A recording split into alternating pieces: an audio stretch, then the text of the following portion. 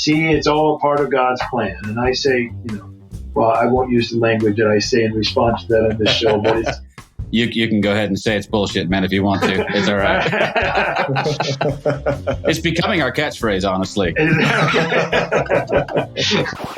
Western Christianity has spent the last 2,000 years telling everyone they're separated from God. This is Not Church with John and Nat Turney. Well, hello, everybody, and welcome to another awesome episode of This is Not Church.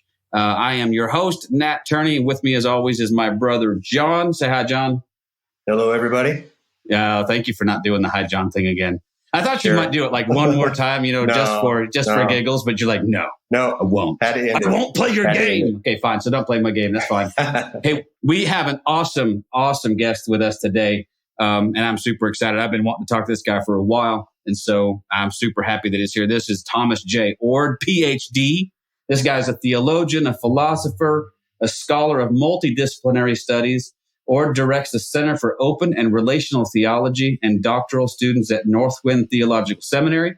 He's an award-winning author and has written or edited more than 25 books. First of all, dang, that's a lot of books. All right, sorry. I always do an aside. A gifted speaker, Oord lectures at universities, conferences, churches, and institutions. He is known for contributions to research on love, science, and religion, open and relational theology, the problem of suffering, and the implications of freedom for transformational relationships. You can check him out on his website, thomasjayoord.com. That's O-O-R-D because he's so good. I like that. Yeah? I made up that tagline. So if you use it, I get a kickback, right? Because man. We're going to talk about a lot of stuff today. I have sort of made a habit of giving people my personal bio when they send me their professional bio. I like to throw my personal, like this is how I know you, or this is what I think of you. And so my personal bio for Thomas Oord, or do you go? Can I call you Tom? Is that okay? Tom is fine. Yeah. All right, Tom. Tommy? No, Tom. Just kidding. Yeah, my baseball coach called me Tommy, but he's the last guy I let. so okay, I've taken it too far. I apologize. No, Tom he's a guy that when I first became aware of him, it was through his book, The Uncontrolling Love of God, and man, I liked that book. And then I don't know if it was your follow-up, but at least the next book that I was aware of was God Can't. And that book pissed me off. like seriously, it rubbed me 10 different kinds of wrong. And then what I realized at some point was it was exposing in me, there were some places where I was still holding on to some fundamental beliefs that needed to be challenged. So all of us who are sort of neck deep or knee deep in this thing we have called deconstruction for some time, at some point we feel like we've done all that. And then a guy like Tom comes along and says, however, let me give you something else. And so what we're going to talk about today is something that for me comes as close as anything I've ever heard to at least trying to understand the problem of evil in our world. And what we said offline beforehand was I am convinced that this misunderstanding of God is probably, I think it's the leading cause of atheism in the world today.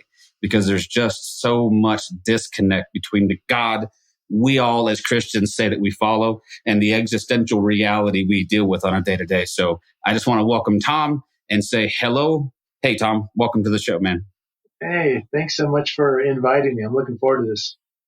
I am too. I don't even honestly know where to start. And so I'm just going to jump knee deep into, I'm going to ask you just to kind of give us the 1,000 mile, 1,000 foot, whatever it is, the view of God Can't. I know you have other books, but let's talk about the one that pissed me off so much. Let's see.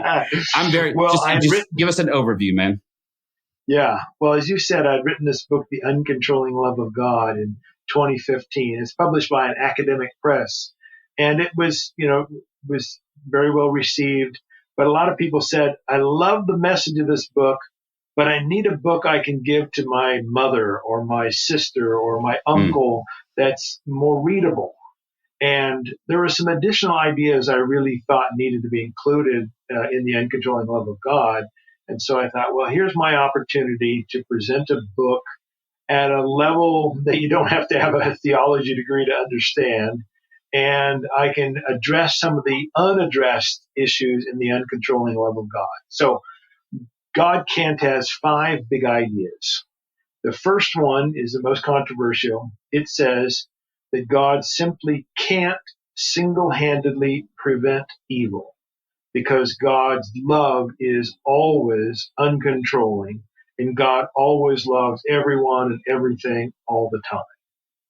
It's not that God is choosing not to, that God won't but could, but God simply can't. It's impossible for God to single-handedly prevent evil.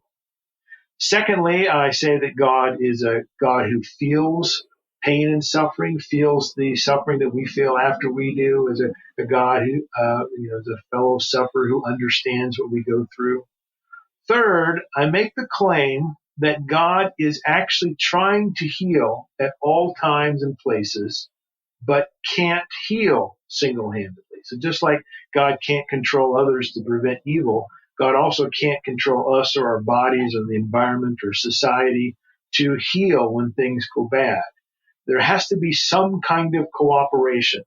And sometimes we can consciously be saying yes to God, but our bodily members, cells, factors, organisms, muscles, whatever, are not aligned or not in cooperation with God. So God's working to heal, and that's why we sometimes see it, but oftentimes don't. Fourth big idea is that God works to squeeze some good out of the bad God didn't want in the first place. So you oftentimes hear people say, well, God allows or even causes this suffering because God's got this beautiful plan. And look, this good stuff came out of that bad event.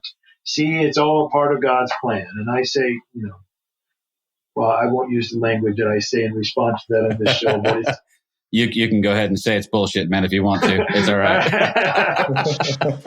It's becoming our catchphrase, honestly. I think God works with whatever happens to try to bring some good out of it with our cooperation. But that's very different from saying God either caused the bad or even allowed the bad in the first place.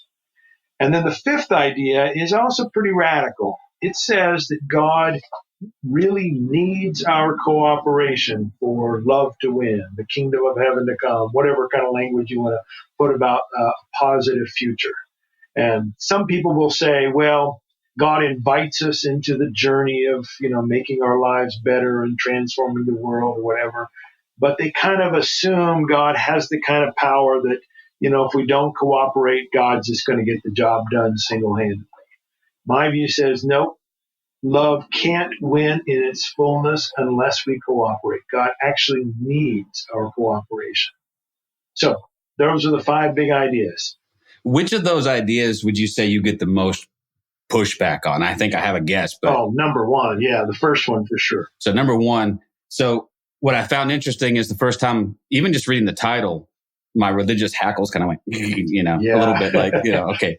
Who does this guy? He's just, if I'm being honest, Tom, I have to make a confession. I'm like, he just put a provocative title on this book. Yeah, marketing ploy. He's just trying to go, hey, I'm going to read this because this guy's probably a hack. And so but the title is so compelling, I got to check it out. So if you haven't read this book, be assured that is not the case. That is absolutely not what's happening. This is not the Rush Limbaugh of theology, just saying bombastic stuff to piss you off. This is for real. But I have had some conversations now with folks about what you present in this book, and always the same pushback, always the same, man, I mean, God can't, God's omnipotent, God is, and then we start to drill. You don't have to even drill down that hard. And we can come up with Bible verse after Bible verse that talks about God's limitations. So talk about some of those limitations that we know to be biblically accurate and true. Right. A couple of times in passage it says God can't tell a lie. The psalmist says God can't grow tired. In the story of Hosea, God says, I can't give up on you. James says God can't be tempted. My favorite passage, though, is the one in which the Apostle Paul says to Timothy, when we are faithless, God remains faithful because God cannot deny himself. So it's making the claim that there's things God can't do because to do them, God wouldn't be God. And I'm making the claim that God must love because it's God's very nature to love. And this love is inherently or necessarily uncontrolling. And since God loves always, everyone, all the time, from the smallest particles to the most complex creatures, God simply can't control anyone or anything, because to do so, God would have to deny God's own self. Right. And then in order for love to be love, as we pay attention to our own relationships and the people that we know who are in relationships where we see one person dominating over another, controlling them, coercing them, love me back or else, we call that abuse. Right? We call that what it is. We call the cops is what we do. Yeah. And yet for some reason we've bought this notion that God's love is like that. I was talking to my son, my oldest son, who's a very rational, logical guy and has come to a lot of this stuff on his own. Thankfully, he's just a smart kid, and he's just like, so Dad, I was taught growing up in church that God loves me and I should love him back or else. How is that not coercion? Yeah. I said, well, it's 100% coercion. Well, then it can't be love. There, you're right. Man, you're already light years ahead. You won't waste 30 years of your life, preaching a message that you will be embarrassed about. So I love your C.S. Lewis quote. You put it in there that says that C.S. Lewis, and I love to bring up C.S. Lewis because he's the darling of both, anyway, he's a lot of conservative theologians love him. Fundamentalist theologians love him too. But then he says stuff like this: not even omnipotence can do what is self-contradictory. And the point that you made, I thought was interesting and brilliant, was that whatever constraints there are on God, they're not coming from the outside, right? These are not external constraints. These are, so explain that. And then I'm going to kick it over to John for a question. Yeah. Well, especially amongst academics, but also sometimes people in church, they'll say, well, okay, God is not in control. God gives free will or something like that. And then they'll give two possible reasons. One is that God has voluntarily decided to be self-limited and give this freedom and not intervene, not take it away, at least not very often. Usually people have this view, have these caveats, but occasionally you'll have someone who's really thoroughgoing who says, no, God, is giving this freedom and God could control us, but God is self-limited and chooses not to. Well, the problem with that, of course, is that every evil that happens, you have to say, well, you mean this wasn't bad enough for you to step in and stop it? Your sister gets raped and you think, okay, God, you were self-limited and you allowed this. That makes no sense. A loving person wouldn't allow that. On the other side, however, are people who talk as if there's something outside of God that's constraining God. Maybe they'll say it's the God-world relationship or the laws of nature or principalities and powers or the devil or something outside of God. And God's like, oh, man, I'd really like to help her out here, but this thing is stopping me. I'm against that view too. My view says it's God's very nature that constrains God, because that tells us who God is. And I think love comes first in God's nature, and this love is always uncontrolling. Therefore, God simply can't control others, because to do so, as we mentioned earlier, would be to deny God's own nature. Yeah, let that sink in for a minute, guys. You may want to pause the podcast for a second and just soak in that for a second. I'm actually kind of being serious. Like, just hit pause and go, what does it mean that God self-limits? And I think, honestly, if we're honest about that, I think, man, we just know on some level that resonates as true, even though at first blush it makes God, it sounds like weakness. And so, having been raised in the West, having been raised in America, having lived the last 20 years of my life in Texas and West Texas to boot, my Jesus looks more like Rambo than anything else. And so this conscious... Well, you think about it, like, I don't know if you guys remember a movie that came out a decade or more ago called Bruce Almighty. When Hollywood actually did a pretty good job, I thought. Yeah, but when Hollywood puts out a movie to describe God, they don't call it Bruce All-Loving. They call it Bruce Almighty, right? Because it's like a default we all have that God, by definition, must have a certain kind of power. Now, I think God is powerful. I'm not saying God's a wimp. I'm not saying God's a do-nothing. I think God's active all the time. In fact, the most powerful. But I don't think God has the kind of controlling power that most people think God has when they say God is omnipotent or sovereign or whatever. Right. For sure. Love it, man. One of the questions that came up for me as I was reading God Can't is, so we've been taught that God loves us unconditionally, without fail. But to some people, I think that your idea of God being an uncontrolling love is in contradiction to this idea of unconditional love. When you look at like the way you would react to a bad thing happening, right, within your life, if you saw something happening to one of your family members, you would jump in because you love them unconditionally. So what's the argument that says that that's not the truth? I don't want to say it's not the case with God, because I think that he does love unconditionally. And I'm kind of playing devil's advocate because I'm actually on your side on this. But yeah, the question that I get when I mention your book and I explain it is, well, how can that be an unconditional love if he or they or universe or what do you want to call God isn't willing to step in? Right. Yeah. So, I mean, most people, they get what Nat said earlier about, the parent or the person who tries to coerce all the time or manipulate. Right. That's not love. But then they say to themselves, hold on a second. What if my 2-year-old or 3-year-old is outside in the backyard and starts running toward the pool, freely choosing to go toward it and might go in and drown. And I'm close enough that I can grab that 3-year-old and prevent the drowning. Isn't that a loving act? Didn't I intervene against that kid's free will to prevent that kid from dying? I want to say, yes, that's a loving act. However, this gets to a really important point, and one that I think most Christians haven't really thought a lot about. And this is the idea that God is not a localized body. God is a universal spirit. The Christian tradition has said this is incorporeal, which is bodiless. So God doesn't have a hand to reach out and grab a 3-year-old like you and I do. So I think God calls upon us to use our bodies to grab 3-year-olds if we're close enough and, around. But, so God doesn't have the kind of bodily factors that we have that sometimes we're able to use to prevent evil. So God can be unconditionally loving everyone all the time, doing the absolute utmost as a universal spirit without a localized body. And, and before people jump and scream and yell, heresy, right? We need a heresy button like Matt and those guys have, right? Heresy! But before you do that, that's not crazy. No. Before I read it in your book, as soon as I started reading that part in your book, I immediately thought of Teresa of Avila.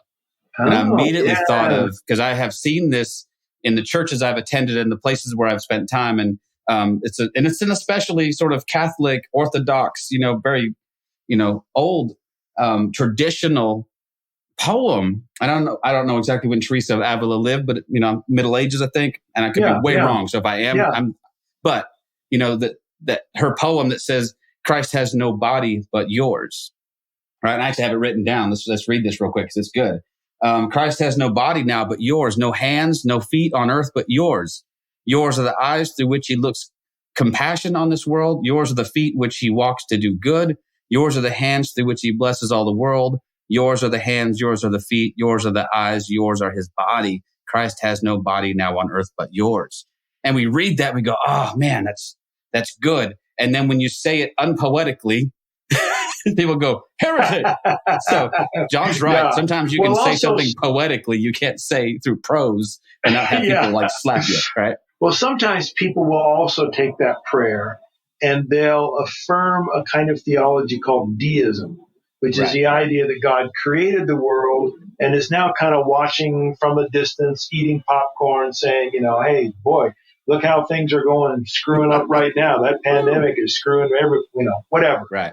Sure. And therefore they say, well, we're God's hands and feet. We got to do something because God's not around. I don't buy that. I think God is truly present and active. But if we want to literally talk about hands and feet, then I think Teresa of Avila is exactly right. God doesn't have actual hands like you and I do. But when we respond to God's call to use our hands, that we become God's metaphorical hands and feet, God's metaphorical body. Yeah. So the hands and feet of Jesus, right, is this phrase that the church likes to use. But it seems inevitably it's the hands and feet of Jesus to do things that the church needs you to do. Like, hey, who's gonna run daycare today? Who's gonna run the rummage sale for us? Hey, we need to be the hands and feet of Jesus. Be the hands and feet of Jesus, guys. Many hands make a light load, John. Right. So it seems like this idea that gets flipped on us, and it's almost like a bait and switch, right? Yeah, it can be abused for sure. It happens all the time because churches rely upon volunteers, and and I think God does want us to use our hands and feet. It's just that, especially in the in situations in which people have traditions of doing certain things in certain ways, and you got to have, like you said, someone to run the nursery or someone to lead the music, and they can use guilt and things that are not positive. Right. But also, so let me do the flip side of this, John. When we view God as an intervener, first and foremost, right? For how long and how often have we then washed our hands of the need to do something? Because, if God will do it, right? So I remember seeing I don't know if it was a cartoon or something. It might have even been one of David Hayward's The Naked Pastor, who we need to have on the show, by the way. But anyway, it might have been. So if I'm attributing this to you, brother, I'm sorry. But anyway, essentially it was, a person asking God, man, when are you going to feed the hungry? When are you going to clothe the naked? When are you going to take care of this problem? And God's response is, I was going to ask you the same thing. And so I think we've let ourselves off the hook an awful lot to do the things because this Deus ex machina thing still kicks in and we still feel like God's going to swoop in and save the day when, as Teresa of Avila aptly puts it, we are the hands and feet of Jesus for real. In a metaphorical sense, yes, but also in a very real sense that if we want to see change in the world, I feel like it's up to us to do it and not wait on our hands for God to do it. It's interesting you bring in that thing from David Hayward because I use that meme when I do public lectures, and it's one of the last ones I use for the day. And it shows, if it's the meme that I'm thinking of, it shows Jesus sitting on a park bench with another guy, and the guy's saying, exactly right. Yeah. Well, why didn't you stop all this, that, and the other? And Jesus says, well, I was about to ask you the same question. Well, that's a funny joke if you believe in God like I do. But the vast majority of people I know think God does have the power to fix all those problems single-handedly. So it's not a stupid question if you think that God has omnipotent power to feed the hungry, clothe the naked, etc., all alone. Then you're starting to wonder, well, hey, if God can do this all alone and isn't doing it, maybe I shouldn't either because I might just be going against God's will. Maybe God does want all those people sick, et cetera, et cetera. Right. But if you have my view that God simply can't do that single-handedly and God requires our cooperation, well, then David's little meme of Jesus saying, I was going to ask you the same question, then it's a funny meme that makes perfect sense. Right. No, that's awesome. And I'm glad to know it actually was David Hayward. So I think it was. I think you're 100% true. The second you described it, I'm like, no, that's what it was. That's what it was. I have this tendency to remember fragments of things and go like, hey, I remember like this, I think it was like this. And talking to some people, it's like, man, they have perfect recall and I'm super jealous of that. Yeah. But me too. What you're saying makes so much sense. I wanted to talk to you about then on the other side of your coin of a God who's self-limiting and a God who's uncontrolling is this hyper sovereignty that some people preach. And there's some guys with some large platforms who will tell you that every single thing that ever happens on planet Earth from time immemorial till now is always the active will of God. Yeah. What do you say to those people without being, too profane? Well, I think those people who want that kind of God, it's easiest for me to assess them psychologically. That is, it's easiest for me to say people who want a God who controls everything want security. Right. When things go bad, even though they don't understand it, they want to say, this must be a part of God's plan. And that feels good to them. Even when they're in the midst of massive pain. Right? I know people who are hardcore, God is in control, people who go through rotten things in life, the kind of things that make most people decide not to believe in God anymore. And they somehow feel comforted believing that God's in control. And they throw out their minds. They say, I can't rationalize it. I can't understand it. It's a mystery. God's ways are not my ways. All that kind of those kind of phrases. They throw it out and they get a kind of psychological comfort and security thinking, well, this is God's plan. Now, I'm not one of those people, and most people on planet Earth that I know are not those kind of people, and I think for good reason, because I think we ought to ask, if God is truly loving, then why would God not stop the crap that happens in our life and in the world? And not just little things, big things, horrific things.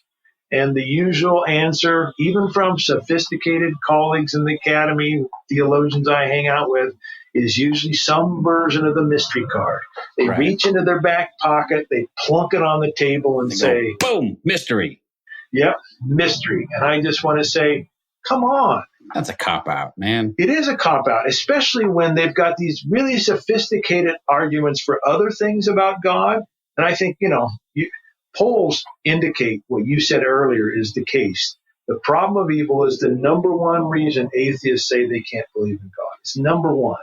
So if you got this really fine-tuned version of the atonement or this really intricate view of the virgin birth, but you're throwing the mystery card down on the problem of evil, I'm saying, man, you're playing, you're not playing the game well.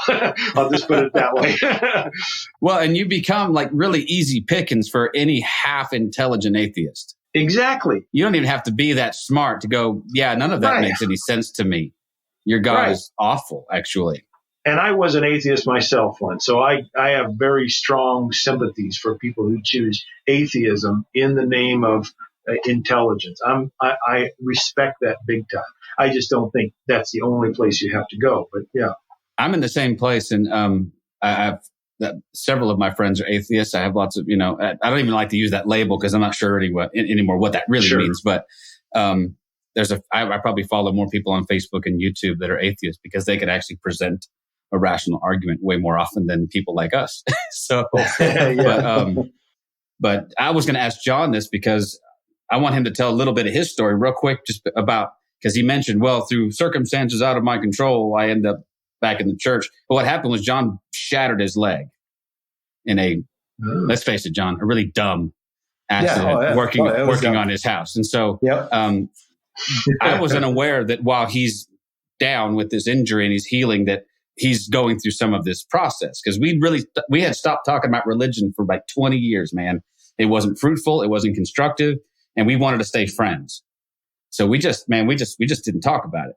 And I'll tell my own story someday about some of the damage I caused in that relationship by being a zealot and a dick. But but what I was really nervous about was that John was going to see that God had knocked him off that ladder. And I want to see if you ever had that thought, John, that God got your attention by throwing you off a ladder and breaking your leg because something good came out of it. I guess for good. I mean, no, I didn't. Okay, good. See how much more spiritually mature you are? I was so much removed from any kind of faith at that time. I'd gone through some other, some pretty heavy stuff with my son, and God wasn't there for me through that. So yeah, I mean, through a stupid, angry moment of me trying to fix a water line on my house, I ended up twisting my leg and giving myself a spiral fracture. Oof, right? Which still hurts thinking about it. Yeah, put me out of commission for about 6 months. I couldn't walk for about 3 months, and then it was right when my daughter was starting high school, and I got to the point where I could drive by the time she started as a freshman in high school, and so I drove my daughter to school every morning because we hadn't even figured out how she was getting to school because we live 35 minutes away from the school because we live up in the mountains, and it just kind of worked out. And then I would meet my parents for breakfast every morning after I dropped off my daughter. Well, I would go and I'd walk Target because I was told I had to walk every day. And then I'd circle inside Target because they were open. And then I'd go and sit down and have breakfast with my parents. And my dad, it's funny that Nat would bring up that he would talk about C.S. Lewis in the quote, because my dad would keep asking me to read this book by C.S. Lewis. And my response was, I'm not reading anything by old English white guys. I love it. I have no desire to do that. Yeah. And he actually, it wasn't just Lewis that he was throwing at me. It was Lewis, it was Murray, it was Moody, it was Tozer, it was all these guys, right? Spurgeon. And I picked Lewis because at least I knew who he was, because I read the Chronicles of Narnia. And like Nat was saying, I'm kind of analytical. I need definitions. I need reasons. I need strong backing to something someone says. You can't just tell me something and then I go, oh, okay, that's okay. That's just it. So he had me read Mere Christianity. And every time I would have an argument, I'd go, yeah, but I would turn the page and he'd answer it. So it was like a young faith at that point, even though it was me reimagining or reconnecting to my faith. I can honestly say I go back and read it now, and I don't agree with like 50% of it, if not more now. That's so wild, because I'm the same way. That is so wild. It was formative in my early life. And for writing God Can't, I went back and read Mere Christianity. I thought, man, what did I see in this book? But it was helpful at the time, so I must have saw something. I read it. I read it once a year now, because it was what was that kind of reconnected me. And each year, I agree with less, but I'm okay with that. I think that's a sign of growth, right? Just to answer your question, briefly, no. I never once did it even cross my mind that God did this to get my attention, to have me kind of reevaluate my faith so I can start walking the straight and narrow, or whatever you want to call it. It did reconnect me to a faith. It's not the faith that I think anybody thought I would be connecting with, but but I don't think it was done, in any way, shape, or form by God. And I spent so much of my life in the church listening to people say exactly that, though. That, man, I tell you what, if it wasn't for that cancer, God got my attention, because, boy, I was laid up in my bed for all that. I was at my wit's end, and God had to, it used to sound good. You know what I mean? It used to sound like bringing evil out, bringing good out of evil, bringing something out of it. And then I started thinking about, the other point you make that I want to ask you about is this, because you made this point about Oklahoma City. And I was like, that's brilliant. And so for those who haven't read the book, first of all, go get the book, read it. Second of all, read the book. Third of all, he makes the point in this book that, there were these actors in the Oklahoma City bombing who were the ones who planted the bomb and the ones who plotted it and the ones who did it, and they're guilty. Timothy McVeigh is executed. The other guy whose name I forget, he's life in prison, whatever he gets. But there was a third person who was charged. Tell us about that. Yeah, the third person knew about the bombing, knew what was being planned, but didn't participate in it, didn't build the bomb, didn't go with the people, but had knowledge that it was going to go on. Well, the Oklahoma officials convicted this guy for failing to alert authorities. And so I use that in the book to say, look, if you think that God's, morally perfect, perfectly loving, just because God didn't cause evil, even though God knew it was going to happen, then you're saying that, this person in Oklahoma who knew about the bomb is really, is innocent. But we all know that that's not the case. If we know with, maybe not certainty, but we're confident something bad is going to happen, and we have the capacity to alert someone or stop it ourselves, then a perfectly loving person, even not perfectly loving, just a loving person. Like a normal loving person? Yes, right. And, when I hear a lot of times people say this, and I said it when I was younger too, they gave the free will defense. They'd say, well, God doesn't want to take away free will, even though God could, they think, but God wants to respect our free will. And so I will oftentimes give an illustration. I'll say, suppose that it's a summer day and I live in Idaho and there's a creek that runs behind my house, And my kids, when they were younger, would often play in the creek. Suppose on some hot summer day, I'm in my backyard and I look up and my oldest daughter has the head of my youngest daughter underneath the water and is trying to drown her. Maybe they've been in an argument or something and, it's gotten out of hand. And now my oldest daughter is going to kill my youngest daughter by drowning. Now, suppose I'm close enough that I could wade out into the water and save my youngest daughter. But I say to myself, hey, who am I to mess around with my daughter's free will here? I mean, I'm not causing this death. I'll just go ahead and allow her to use her freedom to kill her sister. Well, if I did that, nobody in my subdivision would vote me Father of the Year. My wife would not say, boy, that's my husband. He's such a loving guy. He just lets his daughters kill each other. And yet most people I know think that God has the kind of power to prevent something from going on and could take away freedom momentarily to stop some bad thing. But God says, well, who am I to interrupt free will? And I say, no, it's got to be more than that. It's got to be more than God is just allowing people to use their free will wrongly. I think God simply can't take away freedom or agency or even the smallest agents or smallest bit of indeterminacy at the quantum level of reality. Okay, now you've gotten into the quantum stuff. That's right. I'm out. My intellect is tapped at the word quantum. Unless we're going to talk about James Bond and the quantum of solace, in which case I'm still out. Beautiful. There's so much, man. There's so much there. Do you ever draw a distinction between free will in the abstract and like actual free will?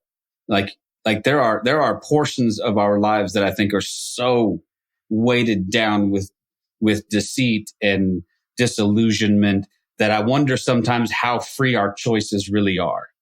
And I would think, especially in terms of eternity, especially in terms of what happens after this life. Those people will say that, well, if you die and you have not accepted Jesus, God gave you free will, man.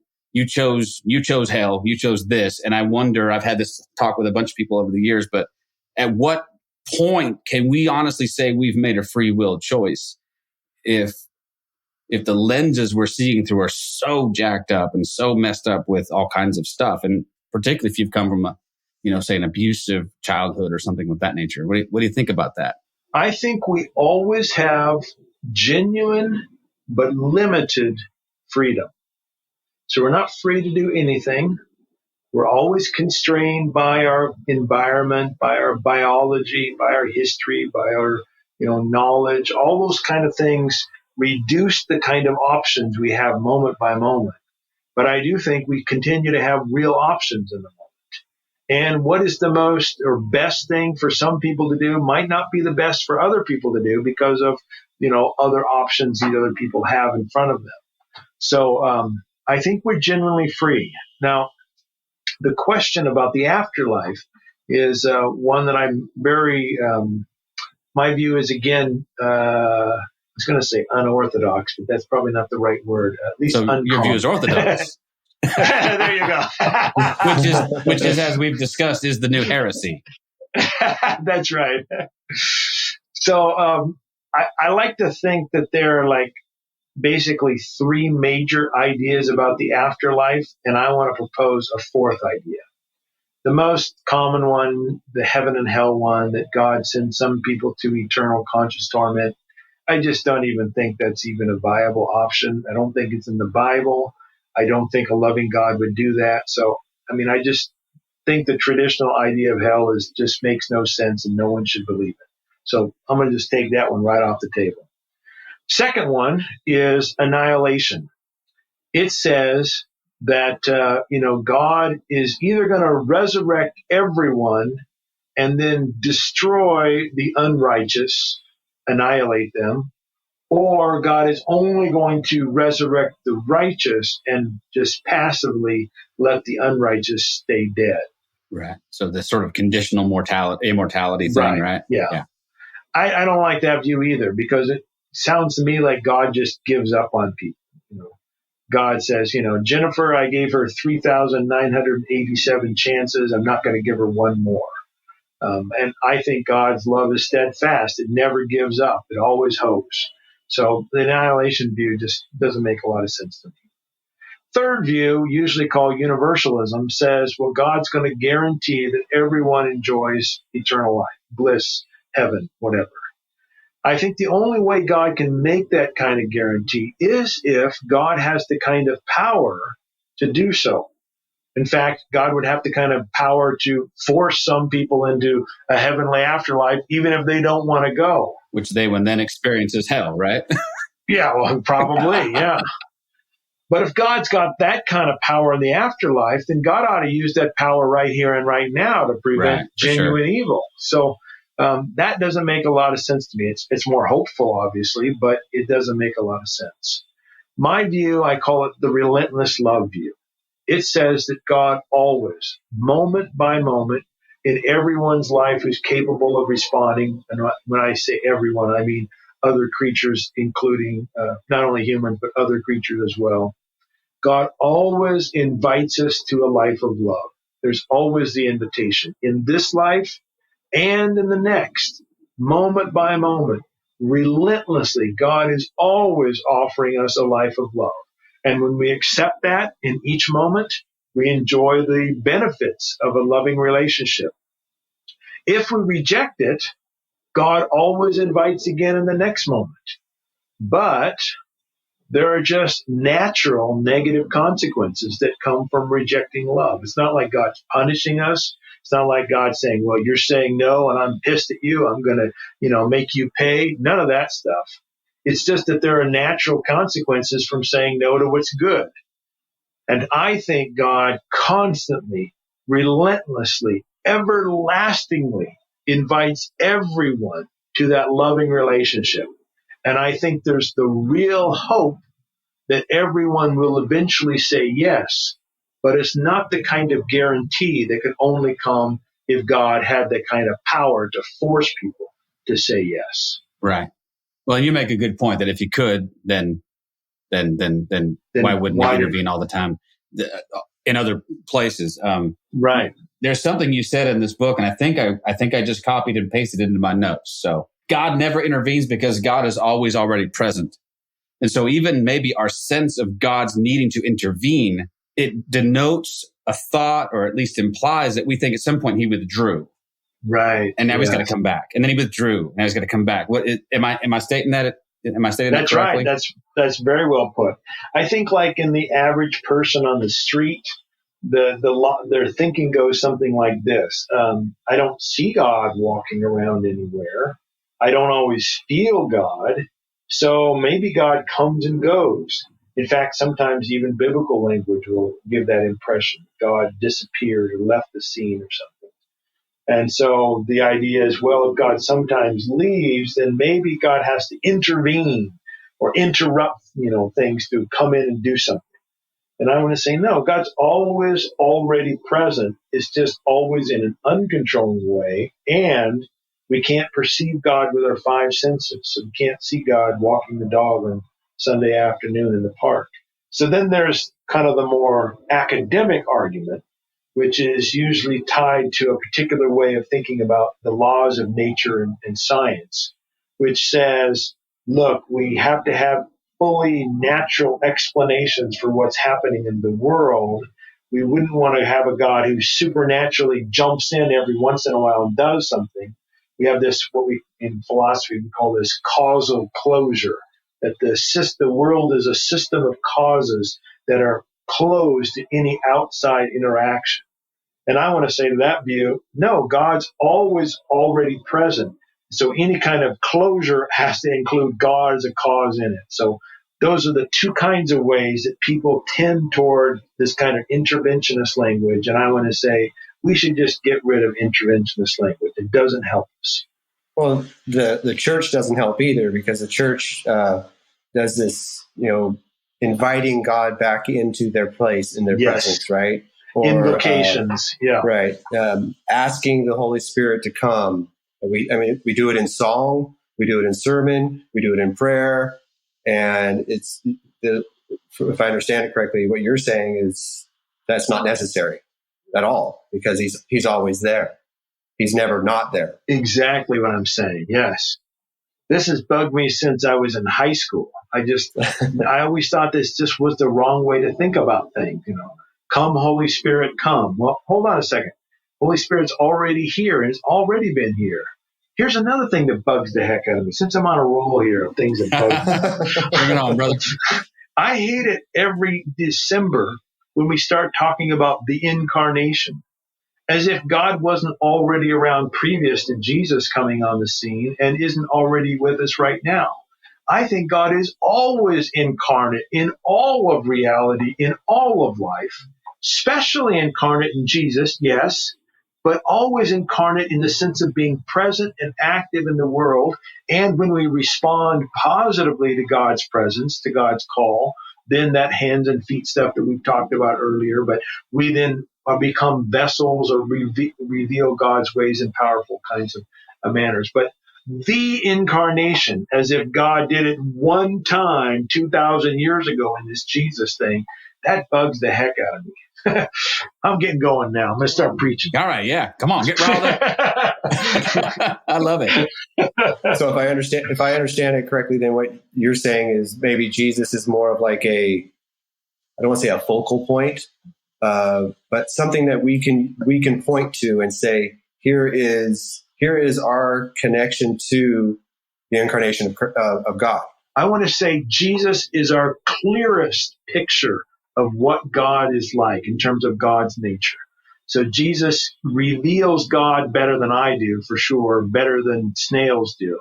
But we don't have to say Jesus is the only revelation of God. Even the Bible doesn't say that. Well, and what you said about God's presence is something that I first read. I was reading a Richard Rohr book, Everything Belongs. In fact, I was preaching out of it for a little while for a contemplative prayer series that I was doing. And Richard makes the statement, and he said it a bunch of times since, but we're already there. Wherever there is, in the presence of God, we're already there. All that's lacking is our awareness. And so Brad Jersak says something to the effect of, okay, well, God, the light turned on, and some of us have opened our eyes. But the sun is objectively shining. The light is objectively on. The presence of God is objectively here. To the degree that we cooperate and we participate, that's the degree to which I think we'll be aware of it, and we'll enjoy the benefits of being aware of it. Does that make sense to you? Yes, I think so. Yeah. So it's not only our perception of God that we need to be inclined to perceiving God. And here, let me get technical just for a second and say, I don't think we can perceive God with our five senses.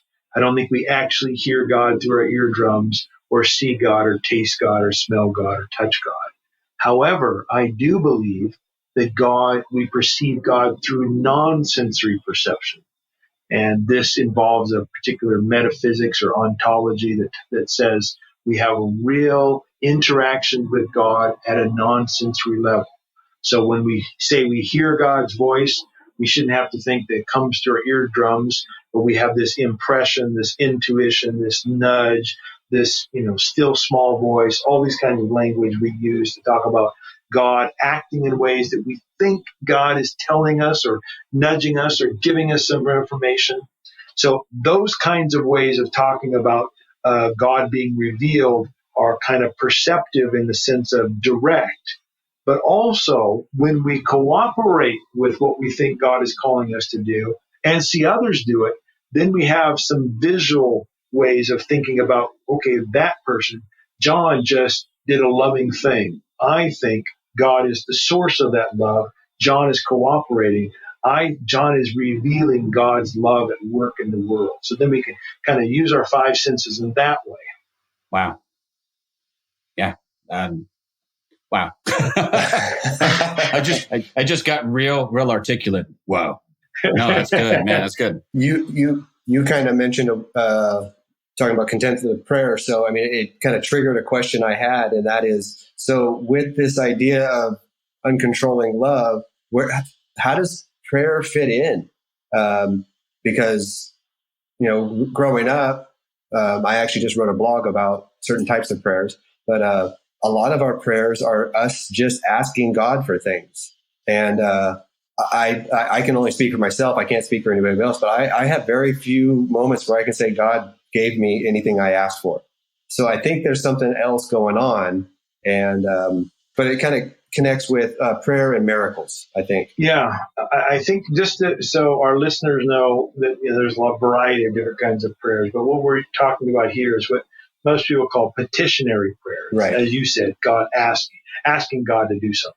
Right. If you have a God is in control kind of view, God controls absolutely everything, man, I don't know why you pray. Like I can't get motivated to pray if I think God has predestined everything from the foundation of the world. Because I suppose if I prayed, I would have to say God predestined me to pray, but it just doesn't. I'm not motivated. Just the circle goes on, man. Exactly. Most people I know, even hardcore Calvinists, don't actually act like that when it comes to praying. They actually think their prayers are going to make some kind of difference, at least sometimes. So most of them think they have a view of God as something like this. Well, God wants us to ask and might respond by doing things because we ask, or might decide we need to ask more, pray harder, put it on the prayer chain, ask 78 times, whatever. As if God is sort of sitting back, arms folded, saying, I could just fix this single-handedly, but you got to work for it. You got to. If you just prayed that 80th time. Right. Yeah. Man, you gave up. Yeah. And that just makes no sense to me. That's not a picture of a loving God. If God can single-handedly fix things by answering our prayers and God chooses not to, when it's the loving thing, then that's not a loving God. I can't believe it. I agree.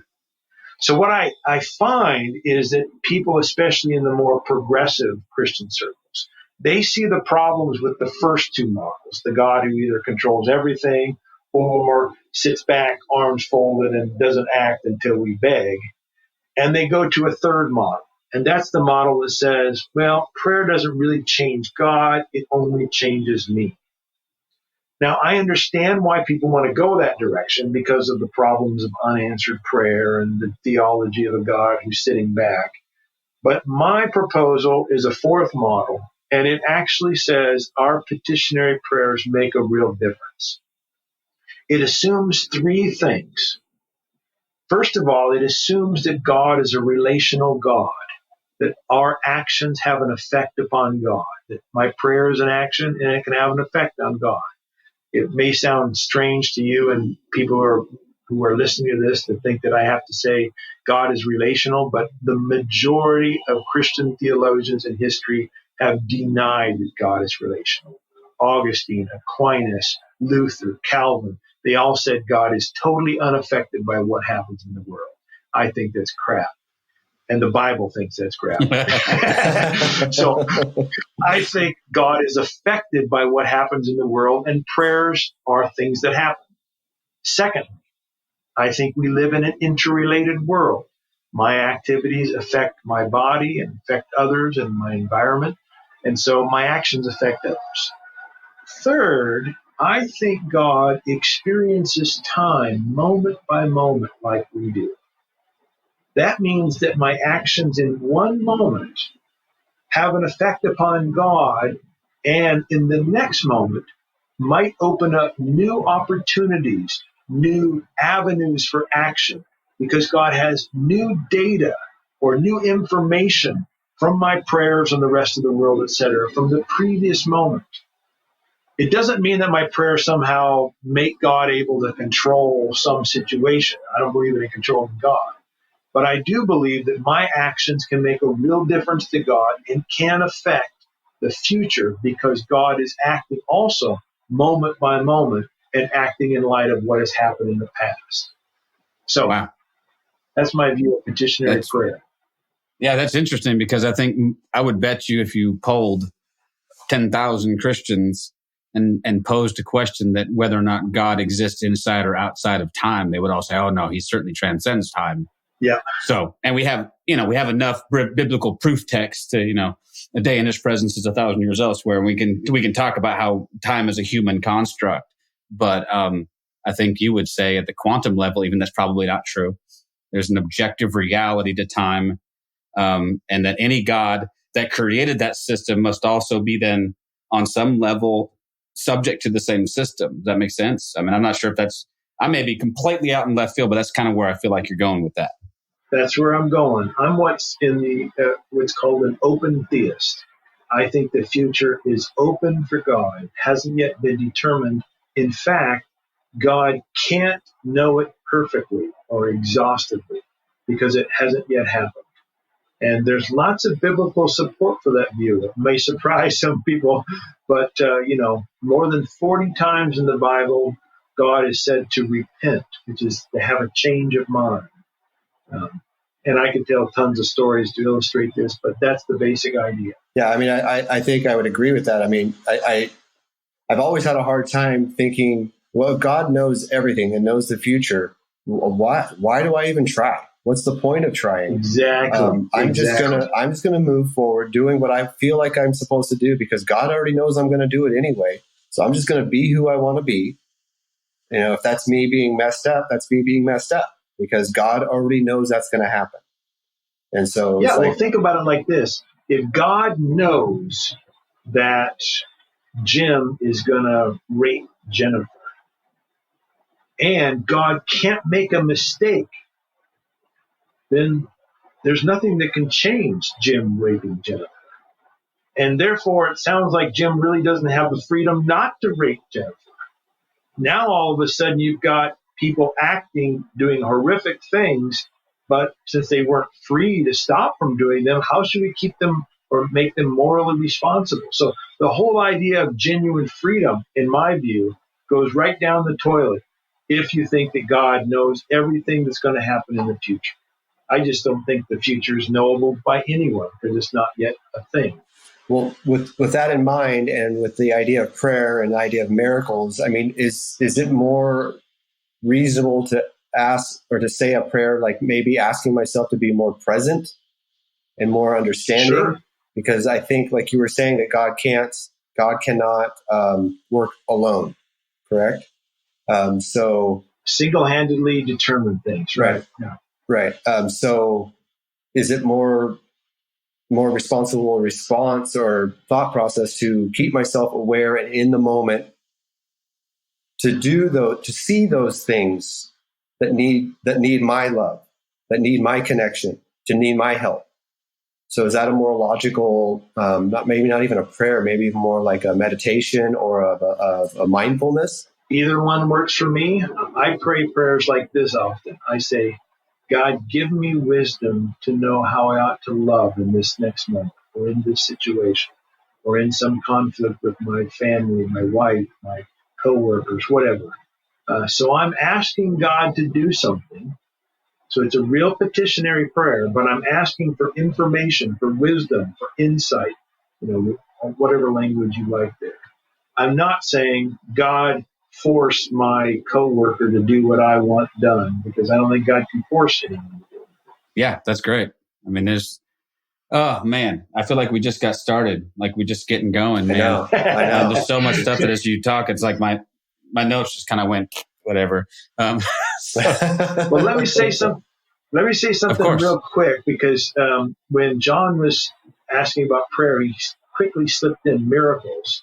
I wrote a follow-up book to God Can't called Questions and Answers for God Can't.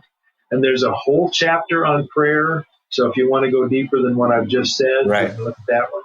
There's a whole chapter on miracles. So if you or the folks who are listening to that have those questions, let me recommend that book, Questions and Answers for God Can't. Great. All right. That would be, I would highly recommend. And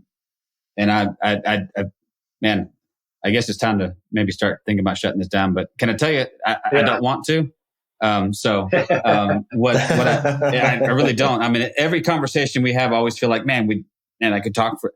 So what it means is we've left some meat on the bone for next time, because I want to have everyone back all the time. And you are quickly becoming one of my favorite people, certainly one of my favorite writers. And I honestly, because you just are challenging the heck out of me. And I like that. I need that. I need to be, I think we all need confront some of these things. And so we want to make sure that people know how to contact you, how to interact with you, whether on social media, if you got a website. Give us all your pertinent info. I'm pretty active on Facebook and Twitter, so if folks want to contact me there. My website, we already mentioned, thomasjayoord.com. It's got essays and all kinds of stuff. I also, as you mentioned in my bio, I direct the Center for Open and Relational Theology. And there's lots of really great resources there in the a page called Resources, including videos and bibliographies and podcasts and all kinds of stuff that if people are interested in these kinds of ideas, they want to go deeper, they could check that out. That's awesome. And we'll link to all of that, of course, right on the podcast to make sure that there's people have access to that. And I'll leave you with the parting thoughts, John, since you got your finger on the record button. So, the only thing I want to say at the end is I can vouch 1,000% that Tom will definitely respond to you if you send him a message on Facebook or if you comment about one of his books. I don't think there's a single time where I have posted something about one of your books or posted on something that you've posted that you have not responded to me. So anybody, I really try hard to do that. Yeah. So anyone who thinks that's, he's probably too busy, he's not going to do that. That's absolutely not true. He's very good at getting back to us. And yeah, I mean, I'm speechless. Yeah. Is your head just not kind of spinning right now? Oh, yeah. Well, I mean, that's a good thing. I think at one point I told Nat, I was like, I think I'm becoming an Ordian. I think I'm following that. Well, don't do that. After reading that book, that ain't right. Yeah. But yeah, again, I just want to thank you for spending this hour with us. It was awesome. Hey, it's been my pleasure. Great questions. Look forward to the next one, man. All right. Excellent. All right. Thank you very much. Love you, brother. Peace. Yeah, you too. Love you guys. Thank you for listening to This Is Not Church.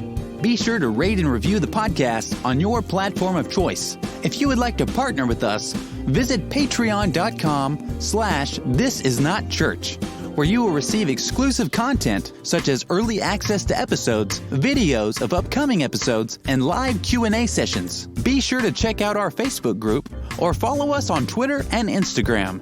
All the links are in the show notes. We'll be back soon with another episode.